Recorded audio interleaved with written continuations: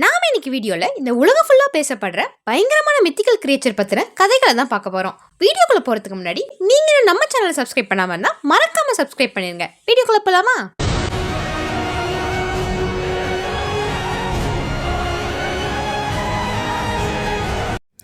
நம்ம முதலாவதா பார்க்க போற உயிரினம் தான் லாக்னஸ் மான்ஸ்டர். ஸ்காட்லாண்ட்ல இருக்க மக்கள் பல வருஷமா லாக்னஸ் அப்படின்ற ஒரு பகுதியில நீளமான கழுத்தோட டைனோசர் மாதிரி ஒரு மர்ம உயிரினத்தை பார்த்ததா சொல்லிட்டு இருக்காங்க. இதனால நிறைய சோலார் ஸ்கேன்ஸ் மூலியமாவும் தண்ணி கடியில நிறைய கேமராவும் அனுப்பி பார்த்ததுல அவங்களால எதுவுமே கண்டுபிடிக்க முடியல. இதனால நிறைய சயின்டிஸ்ட் மக்கள் வேற ஏதோ ஒண்ணு பார்த்துட்டு அது மர்ம உயிரினம் சொல்லிட்டு இருக்காங்கன்னு சொல்லி முடிவு பண்ணாங்க. ஆனா பல்லாயிரக்கணக்கான வருஷத்துக்கு முன்னாடி கிட்டத்தட்ட இவங்க எல்லாருமே சொல்ற மாதிரி ஒரு உயிரினம் வாழ்ந்து வந்துட்டு இருந்துச்சு. அதுதான் பீஸ்டியோரஸ். இந்த பீஸ்டியோரஸ் டைனோசர் வகையை சார்ந்தது இல்லை. ஆனா இதுங்கெல்லாம் டைனோசர் வாழ்ந்த காலத்துல வாழ்ந்து வந்துட்டு இருந்துச்சு. இதோட கைகள் திமிங்கலம் மாதிரியும் இதோட கழுத்து ஜிராஃபி மாதிரி ரொம்ப நீளமா இருந்ததா சொல்லப்படுது. கிட்டத்தட்ட 150 வருஷமா இந்த உயிரினங்கள் தான் இந்த கடலையே ஆக்கிரமிச்சு வந்துட்டு இருந்துச்சான். ஆனா இந்த உயிரினங்கள்லாம் டைனோசர் அழிஞ்சு போன காலத்தப்பயே அழிஞ்சு போயிடுச்சு. அதெல்லாம் இப்போ உயிரோடு இருக்கிறதுக்கான வாய்ப்பு ரொம்பவே கம்மி. இதனாலேயே இந்த லோக்னஸ் உயிரினத்தோட கதை இன்னுமே கட்டுக்கதைகளாக மட்டுமே சொல்லப்பட்டு இருக்கு. ஸ்காட்லாண்டில் இன்னுமே நிறைய மக்கள் இந்த மாதிரி ஏரிகளில் ஒரு வித்தியாசமான உயிரினத்தை பார்த்ததா சொல்லிட்டு தான் வந்துட்டு இருக்காங்க. ஆனால் இப்போ வரைக்கும் அது என்னன்னு கண்டுபிடிக்கிறதுக்கான ஒரு ஆதாரம் கூட கிடைக்கவே இல்லை. இந்த வரிசையில அடுத்ததா பார்க்க போறது சுப்பகாப்ரா. இந்த சுப்பகாப்ரா அப்படின்றது ஒரு ரத்தத்தை உரிகிற ஒரு மர்ம உயிரினம் தான். இதோட கதை ரொம்ப வருஷத்துக்கு முன்னாடிலாம் ஆரம்பிக்கல. 1995 தான் முதல்ல இந்த சுப்பகாப்ராவை பார்த்ததா சொல்றாங்க. பியூட்டாரிக்கா அப்படின்ற ஒரு இடத்துல தான் திடீர்னு ஒரு நாள் நல்லாவே ஆரோக்கியமா இருக்க 8 ஆடுகள் இறந்து போயிருக்கு. எல்லா ஆடுகளோட கழுத்துலையுமே 2 ஓட்டைகள் இருக்கு. அதாவது பாம்பு கொத்தின மாதிரி. அங்க இருக்க யாருக்குமே என்ன நடந்துச்சுன்னு ஒண்ணுமே புரியல. ஆனா கொஞ்ச நாள் கழிச்சு இன்னுமே நிறைய விலங்குகள் அதே முறையில இறந்து போயிருக்கு. அங்க இருக்க எல்லாருமே இதை பண்ற அந்த மர்ம உயிரினமுக்கு சுப்பகாப்ரா அப்படின்ற பேர் வைக்கிறாங்க.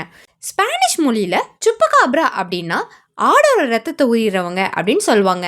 அது மட்டும் இல்லாம நிறைய பேர் ஒரு சின்ன உயிரினம் கையெல்லாம் கூர்மையான நகத்தோட முதுகுல கூர்மையான முற்களோட இருந்ததா சொல்றாங்க. ஒரு சிலர் அந்த சுப்பகாப்ரா உயரமான வேலிகளை தாண்டி ஓடினதை பார்த்திருக்காங்க. இன்னும் ஒரு சிலர் அந்த சுப்பகாப்ரா பார்க்க முடியே இல்லாத ஒரு நாய் மாதிரி இருக்கிறதா சொல்றாங்க. இந்த கதை பியூட்டோரிக்காவோட முடியாம நிறைய இடங்கள்ல பரவ ஆரம்பிச்சிச்சு. மெக்சிகோ, அர்ஜென்டினா, புளோரிடான்ற நிறைய இடங்கள்ல இந்த சுப்பகாப்ராவை பார்த்ததா சொல்றாங்க. வெறும் கதைகளா மட்டும் பேசிட்டு இருக்கும் போதுதான் 2007 ஒரு விஷயம் நடக்குது. டெக்சஸ் அப்படின்ற ஒரு இடத்துல ஒரு பெண் அவங்களோட பண்ணையில ஒரு வித்தியாசமான உயிரினம் இறந்து போயிருக்கிறத பாக்குறாங்க. அது பக்கத்திலேயே அவங்களோட கோழிகளும் இறந்து போயிருக்கு. அந்த விலங்கு என்னவா இருக்குன்னு சொல்லி சயின்டிஸ்ட கொடுத்து ஆராயும் போதுதான் தெரிய வருது அது ஒரு நோய்வாய்ப்பட்ட கயோட்டிஸ். கயோட்டிஸ் அப்படின்னா நிறைய வகையை சேர்ந்தது. இது நோயால பாதிக்கப்பட்டனால அது உடம்புல இருக்க முடிகள்லாம் கொட்டி வெறும் தோலோட இருந்திருக்கு. இந்த நோய்வாய்ப்பட்ட கயோட்டிஸ் தான் சுப்பகாப்ரான்னு நிறைய பேர் பேச ஆரம்பிச்சாங்க. ஆனா அங்க இருக்க மக்கள் அதை நம்பவே இல்லை. ஏன்னா கயோட்டிஸ் தாக்குனா ரத்தம் உரிகிற மாதிரி 2 ஓட்டைகள் இருக்காது. அது மட்டும் இல்லாம இந்த கயோட்டிஸ்லாம் ரத்தத்தை உரியாது, மாமிசத்தை தான் சாப்பிடும். இதனாலேயே அங்க இருக்க மக்கள் இன்னுமே இந்த சுப்பகாப்ரா இருட்டில் தான் வாழ்ந்துட்டு இருக்கு நம்பி வந்துட்டு இருக்காங்க.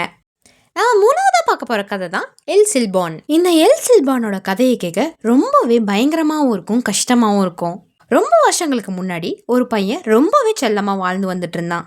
அவன் ஒரு விஷயம் வேணும்னு நினைச்சானா அதுக்காக ரொம்பவே அடமும் பிடிப்பான். அப்படி இருக்கும் போதுதான் ஒரு நாள் அந்த பையனோட அப்பா வேட்டைக்கு போறாரு.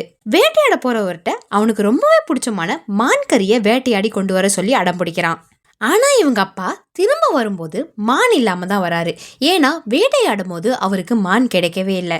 இதனால அந்த பையன் ரொம்பவே கோவப்பட்டு தன்னோட சொந்த அப்பாவையே கொன்னுடுறான். கொன்னுட்டு அவரோட உடல் உறுப்புகளை கிழிச்சு எடுத்து அவங்க அம்மா கிட்ட இதுதான் அப்பா வேட்டையாடி கொண்டு வந்த உணவுன்னு சொல்லி சமைச்சு தர சொல்றான்.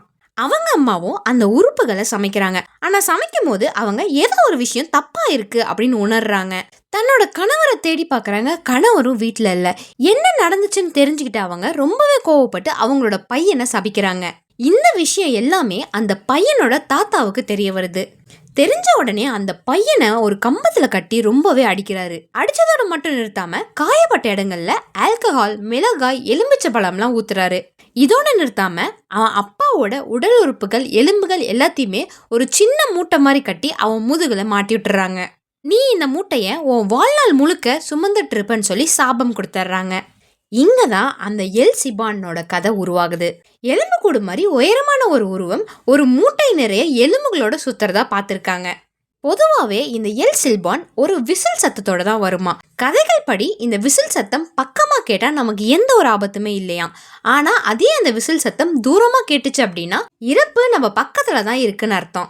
இந்த எல் சில்பான் ஏமாத்துறவங்கள, குடிபோதையில் இருக்கவங்கள இரவு நேரமாக பார்த்து குறி வச்சு கொன்னுட்டு அவங்களோட எலும்புகளை எடுத்து அந்த பையில சேகரித்து வச்சுக்குமா. இன்னுமே கொலம்பியா நாட்டு மக்கள் இந்த எல் சிபான் கதைகளுக்கு பயந்து தான் வந்துட்டு இருக்காங்க.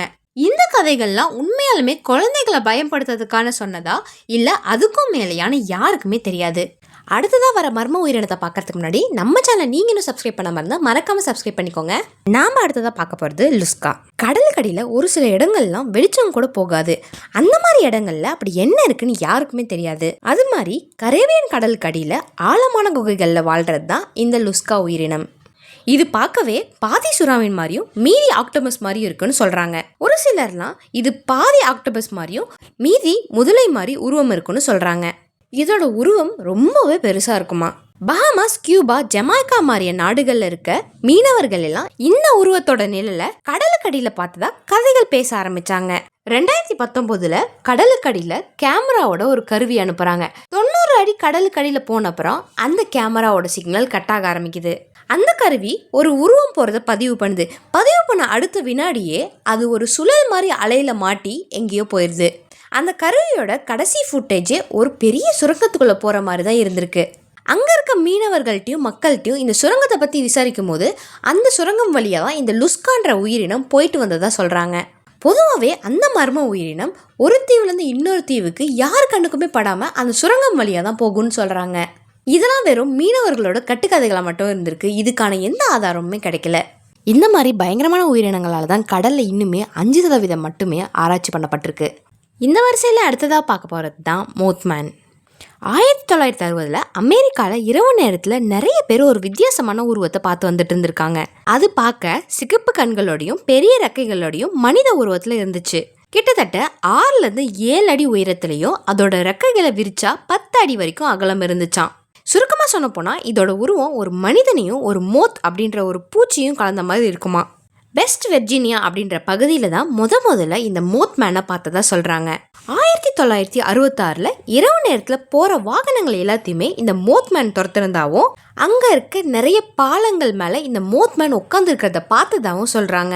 இந்த சம்பவம் பேசப்பட்ட ஆரம்பிச்சதுலேருந்து சரியா 1 வருஷம் கழிச்சு அங்கே சில்வர் பிரிட்ஜ் அப்படின்ற ஒரு பாலம் இடிஞ்சு விழுந்திருக்கு. அங்க இருக்க மக்கள்லாம் இந்த இடிஞ்சு விழுந்த பாலத்தை மோத்மேன் கூட சம்மந்தப்பட்டு பேச ஆரம்பிச்சாங்க. இந்த விஷயம் நடந்ததுக்கு அப்புறம் தான் அந்த பகுதியில நிறைய பேர் மோத்மேனை அதிகமா பார்த்திருக்காங்க. அந்த சிட்டி முழுக்க மோத்மேனோட கதைகளும் அதிகமா பேசப்பட ஆரம்பிச்சிச்சு. முக்கியமா அதோட சிகப்பு நிற கண்கள் தான் அதிகமா பேசப்பட்டுச்சு. இதனாலேயே அந்த சிட்டியில மோத்மேனுக்கு ஒரு சிலையும் வச்சாங்க. இன்னுமே வருஷம் அந்த மோத்மேனுக்காக ஒரு பண்டிகையை கொண்டாடிட்டு வராங்களாம். இதெல்லாம் பண்ணும்போது அந்த மோத்மேன் அவங்கள ஒன்றும் பண்ணாது அப்படின்னு ஒரு நம்பிக்கை. இந்த மோத்மேன் வெறும் ஒரு கதைகளாக மட்டுமே அமெரிக்கா நாட்டில் வாழ்ந்து வந்துட்டு இருக்கு. இதில் எந்த மித்திக்கல் கிரியேச்சரோட கதை உங்களுக்கு பிடிச்சிருந்துச்சுன்னு மறக்காம கமெண்ட்ல சொல்லிட்டு இதோட பார்ட் 1 பார்ட் 2 வீடியோட லிங்கை கீழே கொடுத்துருக்கேன். அப்படியே இந்த வீடியோக்கு மறக்காம லைக் பண்ணிடுங்க. பாய்.